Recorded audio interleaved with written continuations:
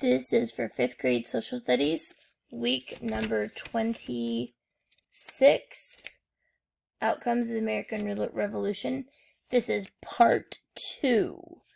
We are starting on the inside page of your news article, all the way to the top on the left, the Treaty of Paris.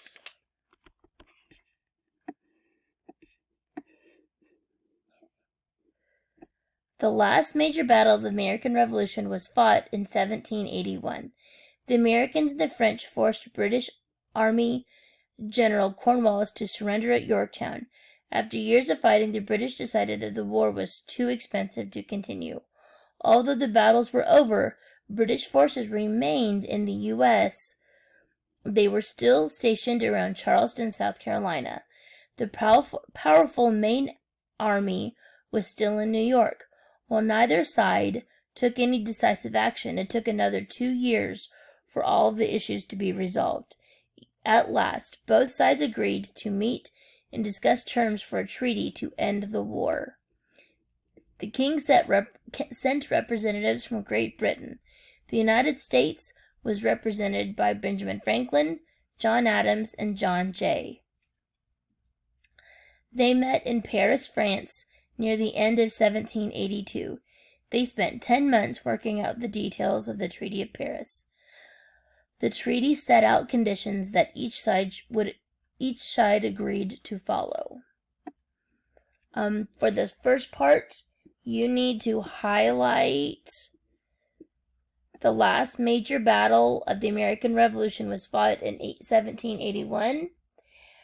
The Americans and French forces forced British Army General Cornwallis to surrender at Yorktown. You need to highlight that. Then you need to highlight, trying to find it here.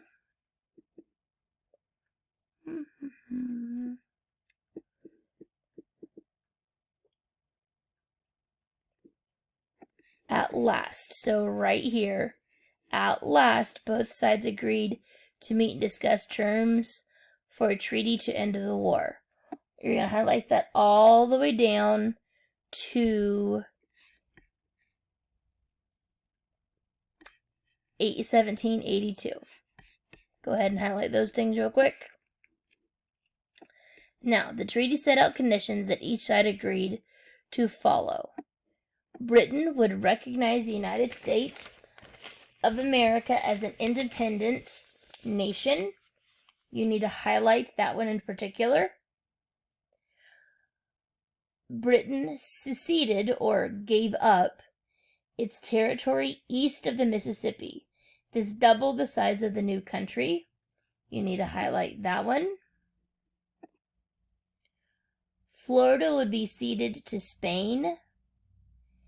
The United States was granted fishing rights off of the British Canadian coast. This was a very valuable fishing region. The Mississippi River was opened to navigation or travel by both U.S. and British citizens. Issues of American debt owed to British creditors were resolved. Many colonists had remained loyal to the king during the war. The treaty guaranteed that they would be treated fairly. The property that had been taken from them during the war would be restored to them. That one needs to be highlighted also.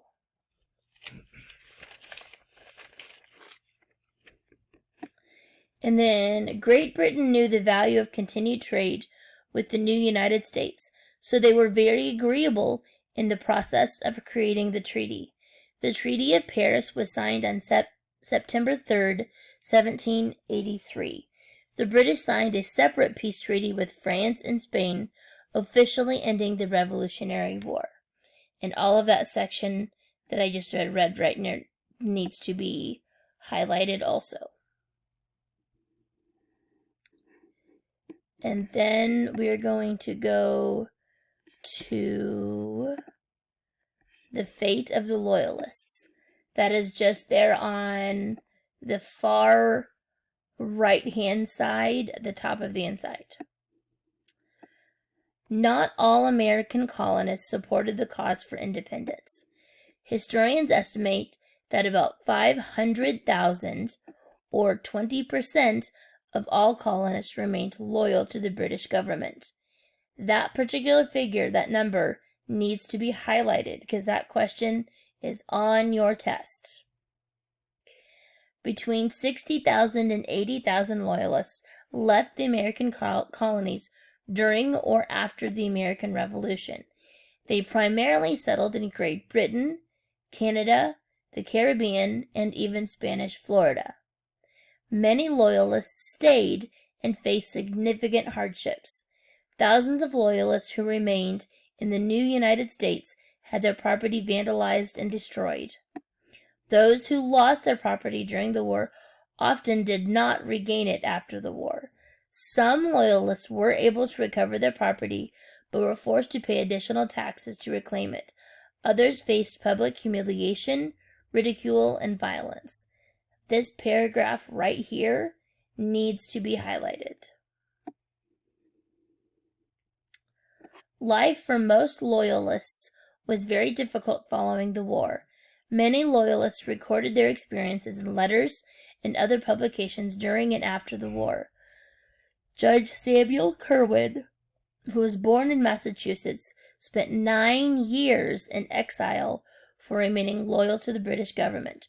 During his exile, he wrote in a letter to a friend, "I abandoned my dwelling, friends, and means of life, which you know I possessed in no small degree, and might have retained on the comparative trifling condition of insults, reproaches, and perhaps a dress of tar and feathers. An alternative I now see much to be preferred to the stresses of mind I am daily suffering." In 1786, merchant James Clark, who went into exile following the war, wrote, quote, "My attachment to our native country is so fervent and sincere that I could freely give up my life and 10,000 more if I possessed them, could I restore dear Rhode Island to its former happy situation."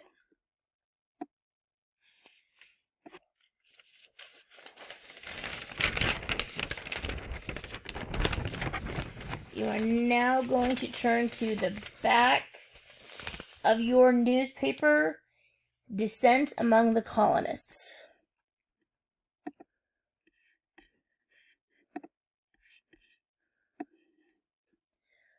Following the American Revolution, the colonies disagreed on how best to move forward as a nation. There were many issues that needed to be addressed by the new country. What shape would the new government take? What powers would it have, and which powers would the states keep? What kind of economic policies would the country pursue and put in place? The main problem was that any attempt to entrust a central government with power meant that individual states would have to give up power. This is something they did not want to do. All of that I just read from the beginning of the article down to did not want to give up needs to be highlighted. Larger colonies like Virginia and New York would lose the ability to govern themselves and give up some of their independence to a new U.S. government. Taxes imposed on the new states by the government caused disagreements and rebellion in certain states, as they opposed what they saw as a government overreach. Individual colonies borrowed money during the war, and each one owed a different amount to various countries following the war. Northern colonies supported Alexander Hamilton's idea to have the new national government take on all of the debts taken out by the colonies during the war. Southern colonies, which generally owed less money following the war, did not want the central government to have to pay back money their colonies did not borrow. Ultimately, the U.S. government took on all colonial debts, which gave the newly formed states a clean economic slate.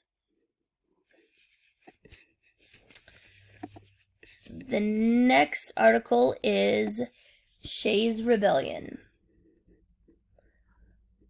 Though the end of the American Revolution meant that the United States would be a country free from British rule, that did not mean that the new nation was free from problems. Waging a war was very expensive, and the new American government faced many economic challenges. One of these challenges was how to pay veterans who fought either in the Continental Army or one of the state militias. These veterans received very little to no pay for their service, and many had to go into debt to provide for their families. When it came time to pay those debts, they were unable to do so. In spite of this, the state government demanded payment, even though they were not paying the veterans their pensions. One person facing this struggle was Daniel Shays, a former captain in the Continental Army. Shays was a farmer, and when he and other veterans began losing their land to debt collectors, tensions boiled over. In August of 1786, the Massachusetts state government refused to help Shays or any other war veterans.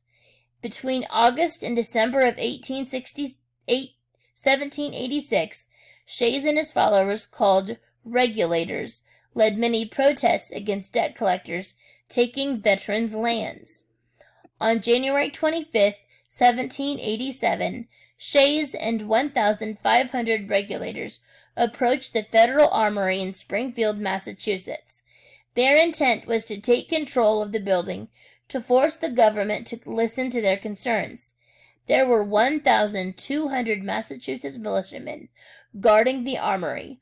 Confrontation between the two groups increased from shouting to the firing of weapons. 4 of the Regulators were killed and 20 more were wounded. This event contributed to the current government realizing that the Articles of Confederation did not protect the liberties of the people.